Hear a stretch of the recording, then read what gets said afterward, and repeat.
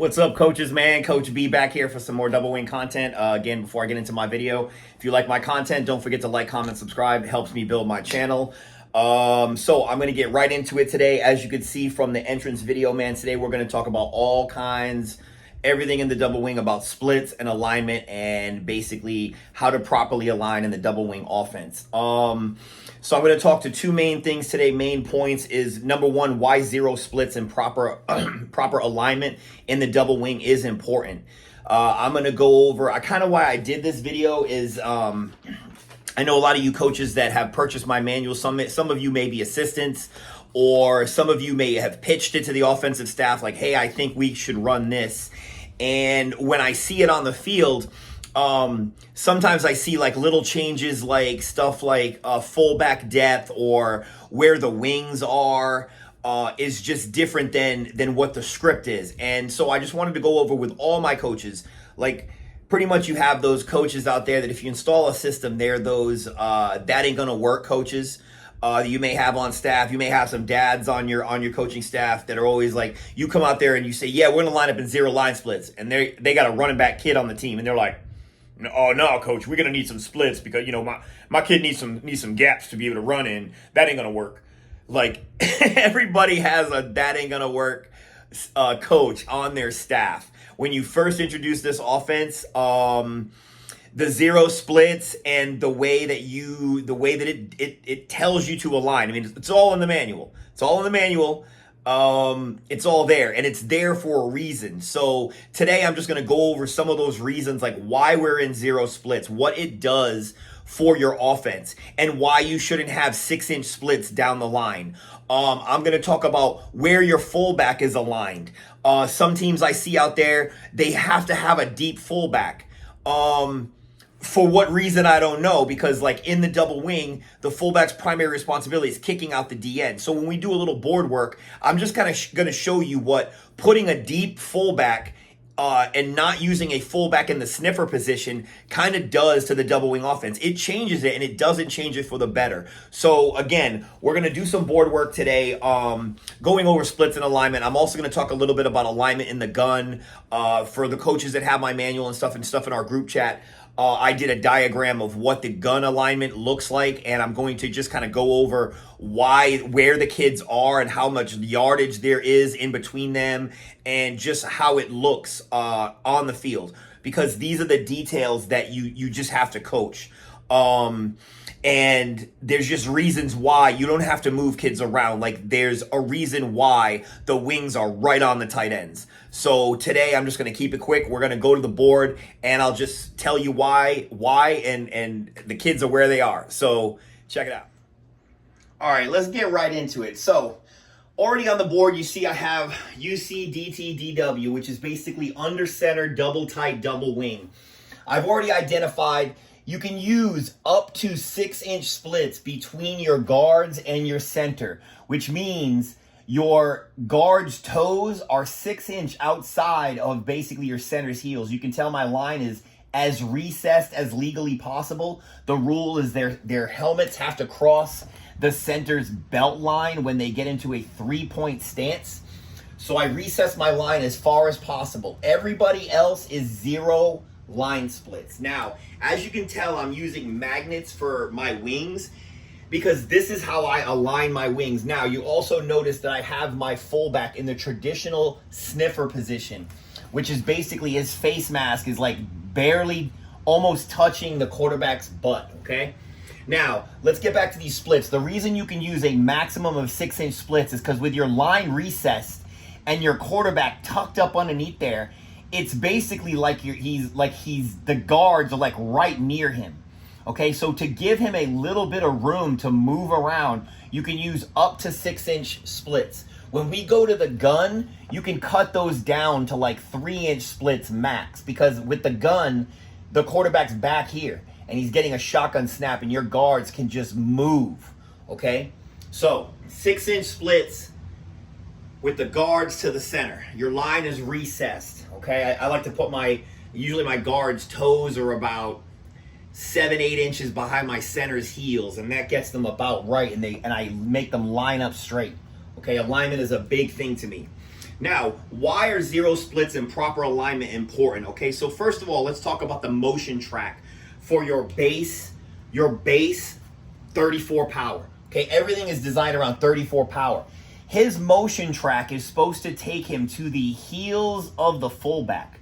Okay, this distance right here is only like 1.5 yards, maybe 2 yards. Okay, he's not supposed to come way out here. Okay, that's why these powers turn into sweeps, because some of the guys that run the double wing, they let their kid go too fast, or he gets way over here past center line. He's literally supposed to get the ball. I like to say the sweet spot. I call it the sweet spot. I like to call it right about here. Okay, and just race this track right here. I like for this to be the sweet spot behind the backside guard, maybe about 2.5 yards. Okay, 2.5 yards, but right in this area right here. Okay, that's where I want him to target to get the toss. And then as soon as he gets the toss, he's basically, as soon as he gets the toss here and his motion is bringing him this way, okay, he's just cutting it right up here. Okay, not out here, inside the kick out. Okay, so because they're shallow where they are over here, that gets them to this motion track quicker. If you put your wings, start them out way back here, when they go in motion, they're way back here. So when they get the toss back here, all this stuff is going on. So you guys that are worried about, I got a lot of penetration. Yeah, that's because this kid is running in the backfield like for 5 yards before he ever even gets to the line of scrimmage, which is here. Okay, so everyone, you just got to tighten up your powers, and that's why your wings are aligned here, okay, and not any deeper than that, okay, because it just gets them to the sweet spot on toss quicker. Okay, it's going to make a quicker hitting power play. You're going to have less bad toss exchanges because there's a short distance between the quarterback and the actual receiving back that's getting the toss. Another thing, these kids are invisible to the defense behind the line. Okay, when these kids start moving in either direction, whatever direction they're going, their movement is hard to see as soon as the blocking commences. Okay, these kids are hidden back, especially your fullback. Okay, this is also why I advocate 3-point stances. I know a lot of you guys like to go 2-point stances. These wings are in 2 points and stuff. I put them in 3-point at 45-degree angles. Okay, so my wings are not facing forward. They are facing like this. When they align, I make them reach out their hands and barely touch the tight end shoulder pad. It's a key coaching point for me. I always say, reach out, get your alignment. You'll see my kids doing it in some of the videos. They reach out, try to touch the tight end, because that's how I have them aligned. Now,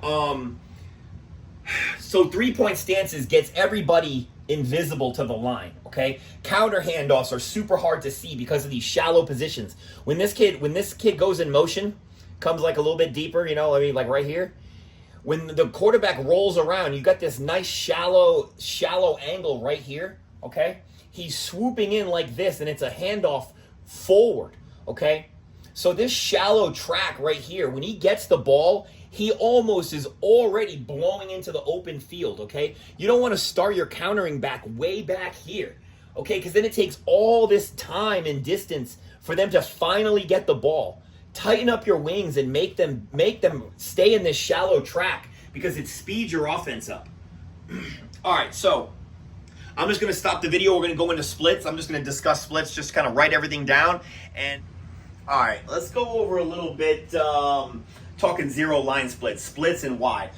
Okay, so first of all, for all you youth coaches out there, in high school, double wing teams, they sometimes get away with splits. I understand it, because I don't think a lot of high school teams use wedge. There's a reason that you line up in zero line splits, other than this one topic, which is your pullers get to the point of attack fast, because as you saw in my opening video, this isn't a lot of space, like to just pull from your position and just get to kind of here. Okay, this is maybe like 1.5 feet or 2 feet. Center drives forward, quarterback gets out of the way. The guard, and I gate pull, so my tight end's got to move out. but still they're athletic enough where they can find the seam, okay? So when you go to zero line splits, you don't need gaps, okay? Let me just discuss with the gaps and that ain't gonna work coaches and just discussing why you're in zero line splits. They think that you need gaps to run in. But what they don't understand is that your pullers, this guy and this guy, are coming through and they are going to find where the gaps are in the play side when the blockers engage. Your puller's responsibility is to find those gaps and run through those gaps, okay? Which your runner is going to be behind the puller, so essentially what happens is he tucks in behind all these blockers and he's just running with the entire posse, okay? That's why you don't need gaps, okay, to initiate a run. That's other offenses that aren't pulling almost the entire backside to help you lead block, to include the quarterback who is tossing and doing the same thing. He's tossing the ball and he's coming right through the line as a blocker. Don't let you double wing guys, man, do not let your quarterback take plays off. They're supposed to be the lions on the team. You tell them they are blockers in addition to runners. Okay, so that ain't gonna work, coaches. That's the typical answer that you need to give them for zero line splits. This is why we do it, because we're pulling kids and they're getting out in front of the runner, and it's timed to work like that. Now, for all my guys, for all my dudes out there that are wondering, that want to use splits, well, there's a huge factor in not using splits, okay? If you want to line up and you want to have splits, you can't wedge. There's no way that a team is going to line up with even 6-inch splits and you're going to get a proper wedge together. So if you're going to say that you're going to use splits, then you're giving up one of the biggest weapons of the double wing at the youth level, which is the wedge, okay? You do not need a fullback dive. So let's just discuss fullback positioning for a second, okay? Because I want to talk about what I do with my fullback. I mean, it's nothing like real spectacular, but I want to explain to you guys, for you guys that do this, some of you guys may line up in zero line splits, right? But then you'll put your fullback like back here, because you absolutely have to have a fullback dive, okay? Which you don't need in this offense, and there's a reason why. Is because you can wedge, okay? So if you want to wedge, you just put your fullback right on the dang near behind the guard, and you just hand it to him, and you execute a proper wedge. It's way better than a fullback dive. You run a little crisscross, motion. These two dudes do like a reverse right here, fake. You're off to the races. So you do not need a fullback dive. If you really want to do that, like if it is your God-given right to put your fullback wherever you want, all you double wingers out there. But why don't you just try this? If you're so intent on you have to have this like tailback type of look because you want like a feature back kind of look of this, then just go to the pistol, okay? And still put your fullback here, okay? Offset your fullback. The reason I offset my fullback almost all the time exclusively is because it shortens the distance to his number one priority, which is usually kicking out defensive ends, okay? However, it also allows you to counter trap, okay? So if for you guys that want to have a fullback dive with a wing over here and the fullback is way back here, for those guys, I say you get with Billy in Pompano, Florida, and you just run the pistol double wing. And this guy you can run this all day. Whoop. With pullers and everything, okay? You can do that. This video isn't about that, but again, for you guys that want to run that, I would just run the pistol and use your feature back here. Put this kid at 3 yards, put this kid at like 6 or 7, and have this behemoth come downhill. The same stuff will work with the blocking system, okay? There's a lot of people that do it. All right, so with typical alignment, man, I think we covered like under center, double tight, double wing. So what I'm going to do is I'm just going to show you the basic gun alignment, and that'll pretty much wrap up the video. All right, so let's just real quickly go over gunwing. You saw it in some of the video, man. I put some gunwing stuff in there from 2022. So with the difference in splits, you can see I've gone to 3-inch maximum splits between the guards and the center. And that's because now there's no quarterback in the way. So the snap comes out and these guards are just free to fly whichever direction. You know, I have the kids pulling in. I mean, depending on what the play is. That's why Trojan goes super hard, because this snap comes out and these on Trojan, they go this way. They can just come out the blocks and just really get moving, okay? Now, I have my quarterback at 3.5. Do not put him deeper than that. For you guys that are putting your quarterbacks 5 yards back, and then this kid is even further back, go back to the UC double wing, you know, when I just did a little board work on that. It's the same, because you don't want them to have to make up all this ground. This offense is designed, the spacing is designed so that when your pullers get to where they need to be, the average tailback should be tucking in behind them on like a 34 power or whatever your main play is. And again, your wing is almost touching the tight end, because he on counters, he maintains that nice shallow, you know, that nice shallow close to the line of scrimmage handoff. I also in the video, you notice I did like a 40 what was it, like a 43 counter, I believe, kind of like a counter trap.